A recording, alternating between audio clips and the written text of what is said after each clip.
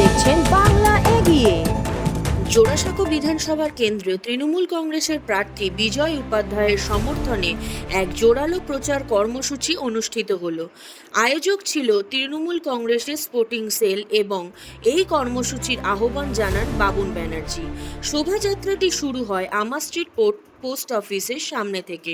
এই প্রচারে উপস্থিত ছিলেন বাবুন ব্যানার্জি, পিয়াল চৌধুরী, কাউন্সিলর সোমা চৌধুরী, কাউন্সিলর সাধনা বোস, প্রবন্ধ রায় এবং কুণাল সাহা সহ একাধিক বিশিষ্ট ব্যক্তিবর্গ।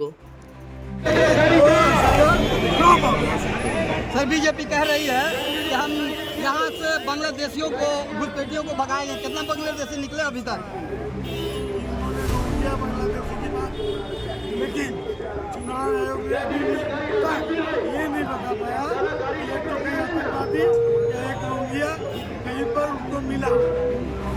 ये लोग जो सांप्रदायिकता फैला के वोट लेना चाहते हैं।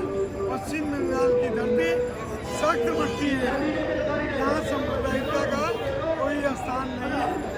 यह धरती रामकृष्ण ठाकुर की धरती है, स्वामी विवेकानंद की धरती है, रविन्द्रनाथ टैगोर की धरती है, ईश्वरचंद्र विद्यासागर की धरती है, राममोहन राय की धरती है, नजरुल की धरती है। यहाँ पर सांप्रदायिकता का कोई स्थान नहीं। দিদি তুমি এগিয়ে চলো, আমরা তোমার সাথে আছি। জয় বাংলা। ভারতবর্ষের মুক্তি সূর্য মমতা ব্যানার্জি জিন্দাবাদ। মাথায় রাখবেন 294টা আসনই মমতা বন্দ্যোপাধ্যায়ের আসন। ভবানীপুর বলে আমাদের কোনো কথা নেই, আমাদের কথার দিদির একটাই কথা, 294টা আসনই আমাদের আসন, দিদির আসন। আজ বিজয় উপাধ্যায়ের আজকে মিছিলে আমরা সবাই সমবেত হয়েছি।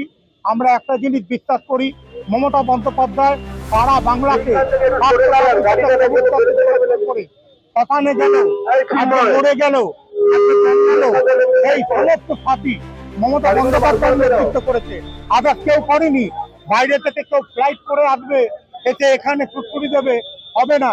এখানে হিন্দু, ইসাই, বৌদ্ধ, জৈন সকলকে একত্রিত করে বাংলার সংস্কৃতি, এই বাংলাকে একত্রিত করে কাজ করে।